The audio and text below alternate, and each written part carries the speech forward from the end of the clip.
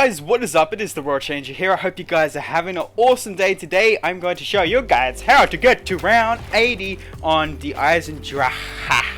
You guys know what it means. I don't know, it's just so confusing to say that name. Anyway, let's jump right into it. The weapons I'm using to use this, and before we get anywhere, you guys might be wondering, why is my voice sounding weird but my camera is like, it's not synced and stuff? It's because this was a live stream that I recorded earlier. Anyway, so this is what you want to do. You guys want to have the lightning bow. I know that I'm using the fire bow, but I find that the lightning bow is a lot better than the fire bow, although the fire bow does get you out of some tough situations, unlike the lightning bow, because it takes a couple seconds. So if you want to make both, then I would recommend making both.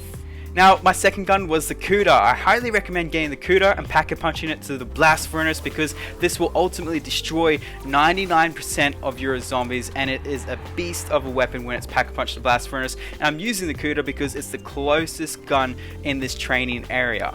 So my final gun is the Haymaker. Yes, I am using Mill Kick, and the Haymaker is absolutely awesome to try and kill the Panzer, but also the lightning bow is really cool killing the Panzer as well, because it paralyzes him just for a couple of moments while you shoot it. You have to pull back the bow completely to get him sort of like hovering in mid-air in the lightning bow or the storm bow, and that is really awesome as well. So Haymaker and lightning bow to try and kill the Panzer, that is my highly recommendation. Now, I would highly recommend using the bow and arrow as much as you want, but leave 30 arrows in there, because when you pull it back, it actually shoots out 2 arrows, so you can run out of bullets really quick. So leave, or not bullets, arrows, you know what I mean, but make sure you leave 30 arrows, because if you go down, you will need those arrows to get through tight situations. Now, perks, I was using Juggernog, Mill Kick, and Stand 'em Up. And Stand 'em Up is absolutely awesome because it is a big map, and I know they said map, oh my god, but it is a big map, and it is an awesome perk to have, especially in training situations when you run out of that,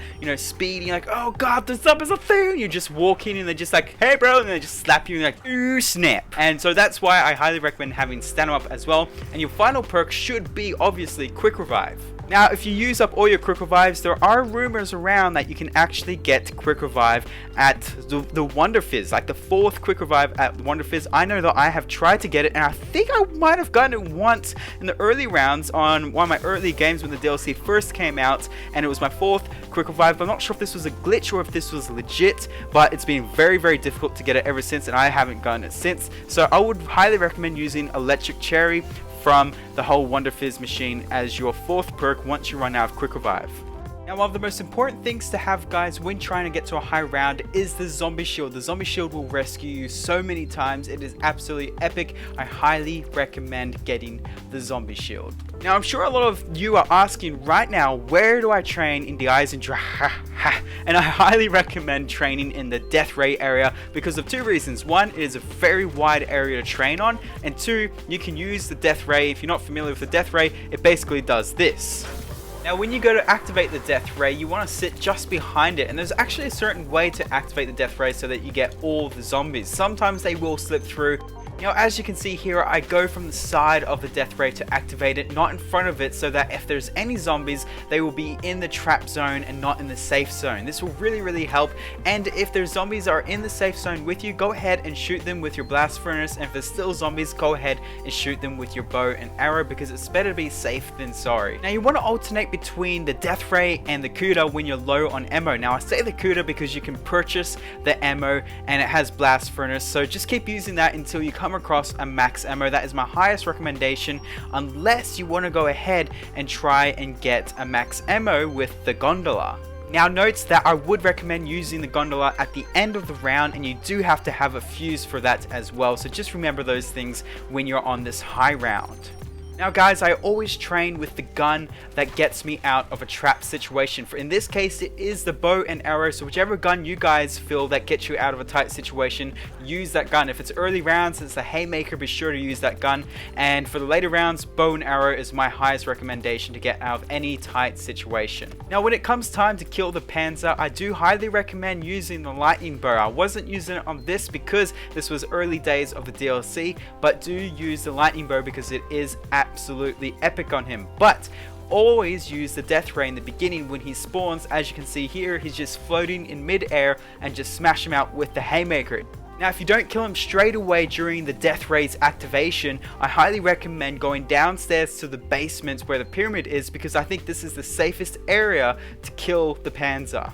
Now be sure to get the monkey as well so you can distract the zombies while you make your way down to the basement. I mean, you can shoot your way, but you do want to preserve as much ammo as you can. Now once you're down in the basement area, just go ahead and train around here. It is a really easy area to train, but the reason I don't actually train here to kill the zombies is because there is no trap, and I think a trap is really important to get to high rounds. But make sure you come down here and make sure you have ammo to kill him as well. Now if you find that it takes a while to kill the Panzer in the pyramid area and its time has gone past, be sure to go back up to the death ray area so you can paralyze him again and get that headshot that you need to get.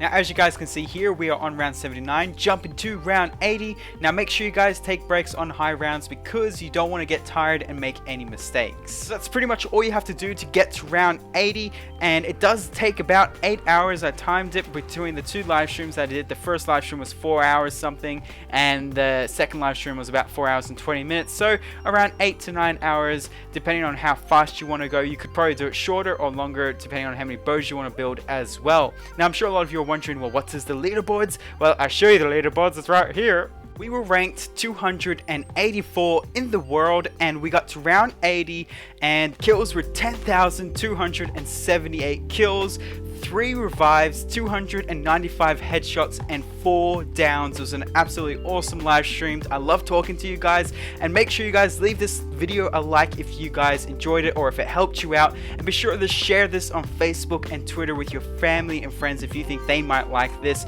And that's pretty much all I want to say. Be sure to subscribe if you're new to the channel. We do lots of live streams and new things coming to the channel as well. As always, the world needs love.